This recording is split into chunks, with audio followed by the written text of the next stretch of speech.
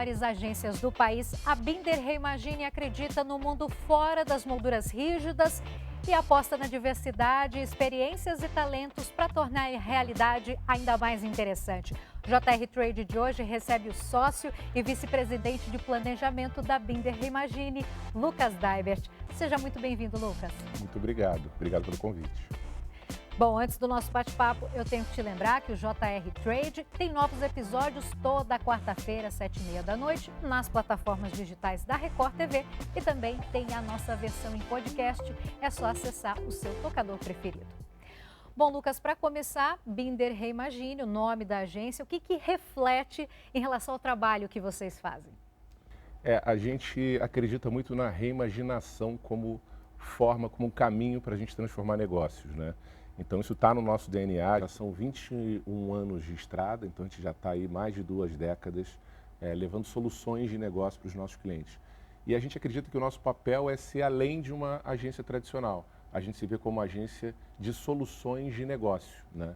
Então, diferente do que tradicionalmente o mercado cria, de como o mercado acaba trabalhando, que é a partir da moldura, a partir do comercial de 30 segundos, do spot de 30 segundos, ou atualmente do stories de 15 segundos, criar a ideia, pensar a ideia a partir do formato, a gente acredita na inversão desse pensamento.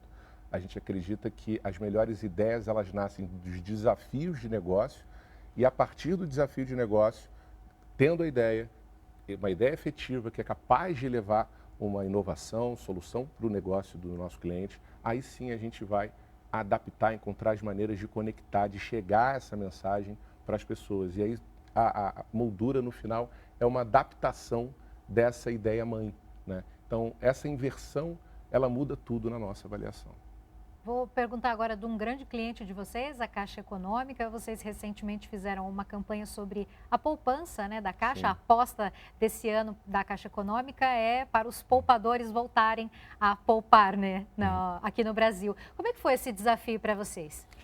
É muito interessante trabalhar com a Caixa Econômica Federal, né, porque é um banco centenário, um banco que faz parte da nossa história. E a poupança, ela recentemente tem sido muito atacada pelos diferentes especialistas em investimentos. Se você liga o YouTube, toda hora surge alguém falando que tem o melhor investimento do mundo e o ataque é sempre a poupança. Então a gente entendeu que a gente precisava dar para a poupança uma roupagem nova, tratar desse tema de uma maneira mais divertida e fugir do estereótipo, fugir do padrão da categoria. Então a nossa aposta foi a segurança. Não existe nada mais seguro do que você colocar o seu dinheiro na poupança da Caixa, e isso é um grande diferencial desse produto. E aí toda a campanha ela foi construída a partir dessa premissa. Então é como se você estivesse num filme de Hollywood, né, em que as pessoas que vivem diferentes experiências de risco, então o mergulhador de tubarão, o dublê de cinema, a pessoa que salta de paraquedas, todas essas pessoas que vivem vidas de risco, na hora de colocar o dinheiro delas, na hora de investir, elas optam pela segurança. Então essa é a premissa e o resultado ficou um filme de muito impacto, uma campanha que está trazendo resultados muito positivos para a Caixa. E além da Caixa Econômica, vocês têm diversos clientes e até mesmo prefeituras, o próprio Sistema S, né? É diferente trabalhar para o poder público, para empresas particulares? Você vê alguma diferença, essencialmente falando? A nossa trajetória toda vem do meio privado, né? Então a gente aprendeu a fazer comunicação no meio privado e a gente traz essa visão também para o público, né? Então a gente acha que a comunicação pública, uma instituição como a Caixa, a Prefeitura do Rio, por exemplo, elas precisam ter essa visão atualizada, uma visão internacional, uma visão de negócios e a contribuição que a gente tenta dar para essas marcas, né? Então a nossa origem é a origem do meio privado e a gente entende que essa talvez seja a nossa grande contribuição quando a gente vai para o público. Aproveitando, dentro dessas campanhas, vocês falaram de vacinação à população, né? Incentivando a vacinação. Isso é uma forma também de ter uma consciência de responsabilidade social, até por parte da agência, em pensar sobre isso na sociedade? A gente entende que a publicidade, ela contribui para narrativas sociais, né? Eu estudei na minha trajetória ciência social e eu sou apaixonado por pessoas, né, por esse olhar, seja de antropologia, seja de psicologia, e eu tenho certeza que a publicidade ela tem um papel a cumprir quando ela fala de vacina. A gente pode contribuir para construir uma nova consciência sobre a vacinação. A gente sabe o quanto isso tem sido importante hoje, né? O Brasil decaiu muito nos últimos anos em índice de vacinação, então a gente entende que a comunicação pode contribuir para isso. E não somente, né? Por exemplo, a gente fez um trabalho grande para o Natal Sem Fome da Ação da Cidadania.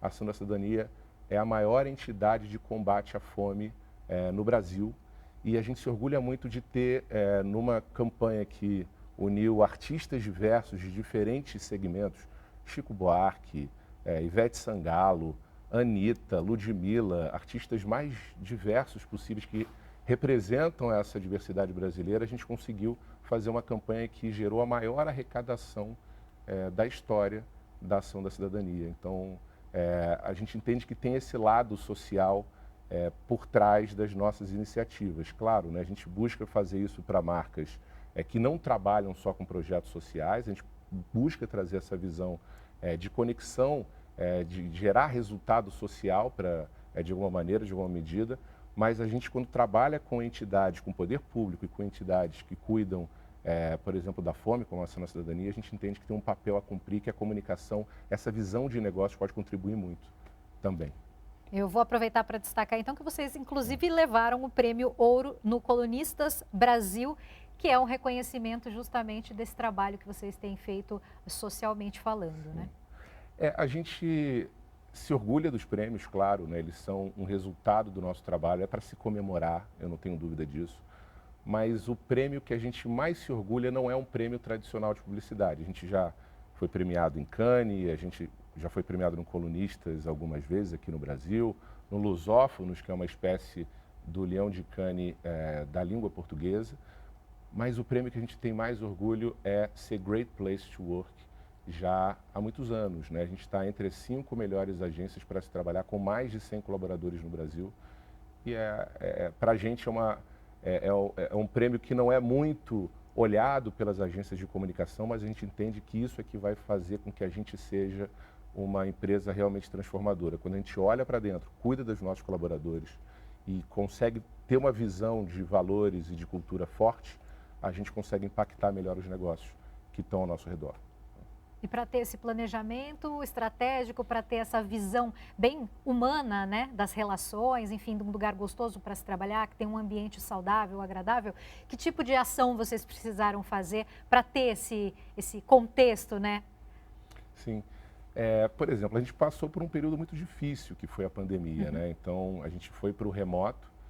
De repente, acho que não só a gente, mas o mundo se viu numa situação inesperada de ter que adotar novas práticas. Eu acredito também que foi um período de muita inovação. Acho que se perguntasse para a gente antes da pandemia se a gente conseguiria se adaptar da forma que a gente adaptou, acho que poucos diriam que as empresas conseguiriam dar esse salto, né? Então, a gente aprendeu muito com as empresas ao nosso redor e a gente implementou várias práticas. A gente cuidou da saúde mental das pessoas, né, com ginástica laboral, fizemos meditação para a turma, colocamos esse time à disposição para oferecer qualidade de vida e, claro, treinamento, capacitação, encontros de descompressão, né? A gente entende que a publicidade, durante muito tempo, acostumou a ser um ambiente muito puxado, muito difícil de trabalho. E a gente tem valores dentro da nossa empresa que a gente quer muito preservar, que estão no nosso DNA. A gente acredita na alta performance, a gente acredita no comprometimento, mas a gente acredita, sobretudo, na gentileza. Essa é uma palavra que, às vezes, é esquecida no mundo dos negócios. Então, a gente acredita que a gentileza, a gente sabe que a gentileza também é um insumo importante para a gente conseguir os melhores resultados. Bom, recentemente vocês fizeram um evento chamado B-Trends em Brasília, né? O que é exatamente esse projeto de vocês? O B-Trends, ele nasceu da paixão que a gente tem por inovação. Eu sou um apaixonado por inovação. Há muitos anos eu vou para os principais festivais de criatividade e negócio do mundo, como o SXSW, o Web Summit, a NRF, Festival de Cannes. E e a gente trazia esse conteúdo para a nossa comunidade de negócios. Em determinado momento, as pessoas, os executivos, empresários que participavam dos nossos encontros, começaram a pedir para estar com a gente nos eventos. Poxa, como é que a gente faz para estar nesses eventos? E aí a gente se associou ao Brasil Varejo, que é uma empresa que faz experiências de conhecimento, e a gente passou a levar executivos, empresários para esses festivais. Até que agora a gente está entrando na próxima etapa disso, a gente está evoluindo esse projeto. A B-Trends se tornou uma spin-off da nossa agência, e é uma agência hoje de trend hunting e de insights, né? Então a gente, além de tudo, está produzindo conteúdo. A gente trouxe a Cláudia Penteado, jornalista, para liderar essa área.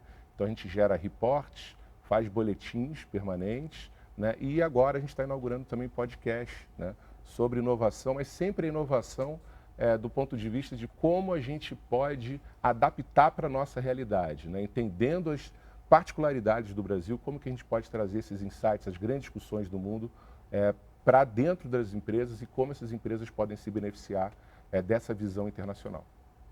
Vou aproveitar que você falou do Festival de Cannes, então, nesse ano 92 leões, o ano passado 70, quer dizer, já superou a marca, né? O que você acha sobre essa essência, esse talento brasileiro de se superar sempre e de ter um bom resultado nesse ano?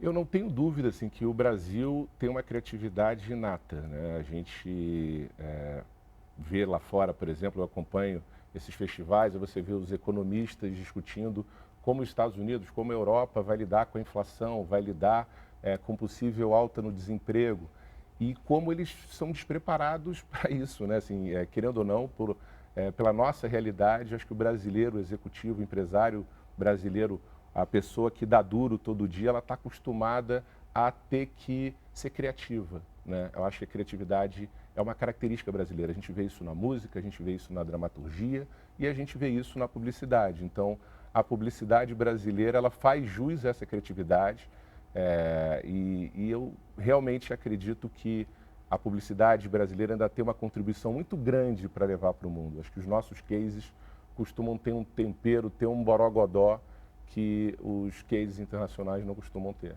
O que você acha, então, que falta para a gente ultrapassar players como os Estados Unidos, Reino Unido, que tem ali a maior parte do mundo, né, dos negócios voltados para a publicidade e para a comunicação? Eu acredito que o Brasil tem tudo para se tornar um player mundial mais significativo, mais importante ainda. Mas a gente já é muito reconhecido, a nossa publicidade ela já é muito reconhecida internacionalmente. Eu acho que tem a questão do poder do dinheiro, né? Se você pegar a realidade americana, o dólar também é muito desfavorável para a gente atualmente, mas quando você olha a realidade americana, eles têm muitos clientes, muitos projetos, muito dinheiro envolvido. Mas eu não tenho dúvida que a gente está numa vertente de crescimento, né? Eu acredito que o momento para a publicidade, para a comunicação, para os negócios brasileiros é de recuperação.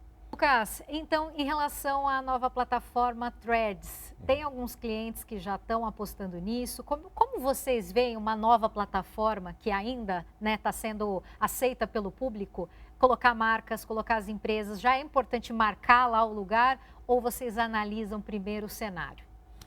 Essa é uma boa pergunta, Giovana. Assim, quando a gente olha uma plataforma como essa e o buzz que está sendo gerado, você, claro que tem que estar muito atento.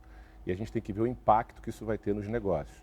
De certa maneira, tem uma briga aí, né, entre o Zuckerberg e o Elon Musk, né? Então, é interessante ver esse duelo de titãs, né, pela audiência.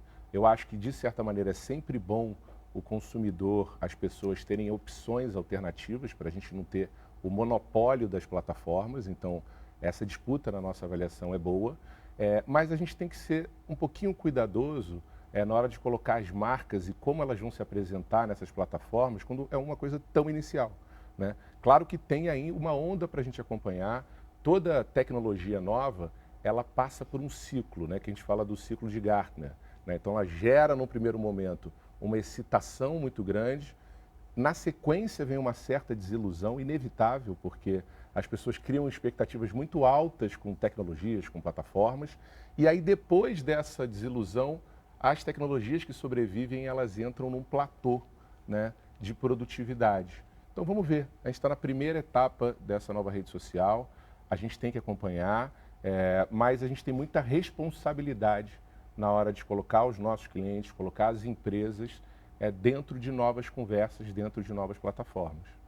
Pelo seu faro de tendências, você já acha, você já daria uma opinião se fica ou não? Olha só, ela conseguiu em poucas horas 1 milhão de usuários. Isso é inédito, né? Então, assim, a gente está vendo que a mudança não é mais sobre se vai mudar, se a mudança acontece ou não. Isso a gente já sabe que já dizia Heráclito, né? Que a única constância é a mudança. Só que o que acontece hoje, e a gente é testemunha ocular disso de maneira como a gente nunca viu antes, é a velocidade. A velocidade é que está fazendo a diferença nesse jogo hoje, né? Essa velocidade que vem da combinação de várias tecnologias, inclusive da inteligência artificial e de tudo que tem por vir.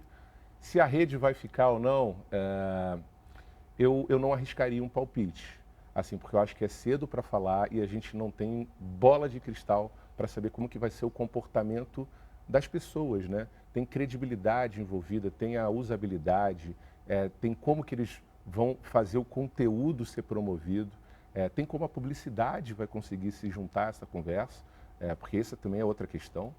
Então, acho que está muito ainda no início para a gente ser categórico se continua ou não. O que a gente pode dizer é que o Grupo Meta sabe fazer, né? Eles têm históricos, né? Eles têm empresas já muito bem sucedidas, o próprio Facebook, o WhatsApp, o Instagram. Claro que algumas pela aquisição, né? Que transformou o Grupo Meta num grupo tão significativo.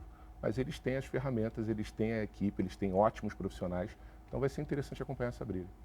Aproveitando sobre inteligência artificial, né? É um tema muito do momento, a gente tem conversado bastante aqui com as agências sobre isso, sobre as pessoas que falam de comunicação. Sim. E na sua opinião, né, ainda tem uma resistência forte por parte dos mais tradicionais. O que você acha dessa questão? Como vocês já estão lidando com isso? Inteligência artificial é o tema do momento, né? Assim, a gente acompanha Festival de Inovação já há muitos anos. Ano passado, por exemplo, aí reforçando a questão da velocidade que a gente falou, ano passado era metaverso. O metaverso, todo mundo tem que estar no metaverso, as empresas têm que estar no metaverso. Esse ano, se você fala de metaverso com alguém, você é considerado um dinossauro, porque é como se o metaverso tivesse cancelado. Eu brinco que o metaverso foi cancelado. Esse ano, é claro que é inteligência artificial. A diferença que eu vejo na inteligência artificial é que ela, de fato, ela é muito transformadora, porque ela não é uma plataforma, ela não é uma rede social, ela é uma tecnologia que vai alterar todas as profissões, vai alterar a forma que a gente vive de maneira significativa, né? O Yuval Noah Harari, que é um historiador que eu admiro muito, ele é autor do Sapiens e de Homo Deus, além de outros livros, o que ele coloca é que a gente sempre achou que a inteligência artificial, para ela dominar a sociedade humana, ela ia precisar ou se robotizar, que é um pouco da imagem que a gente tem do Terminator, né? Que ele vai dominar o nosso ambiente físico por meio de robô, ou que ela fosse hackear o sistema, os nossos sistemas de computadores e ser capaz de dominar toda a rede, que é um pouco do princípio do Matrix, né? Então esses seriam os caminhos, foi assim que a gente construiu na ficção científica. Mas o que ele diz é que ela já conquistou algo muito mais valioso para dominar a sociedade humana, que é a linguagem.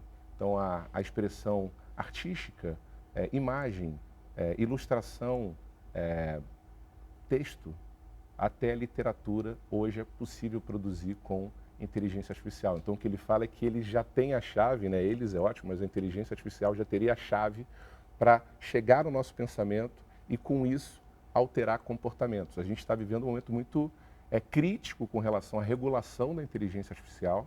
O Harari é um dos que defendem uma regulação mais intensa dessa tecnologia e a gente vai ter que acompanhar isso muito de perto.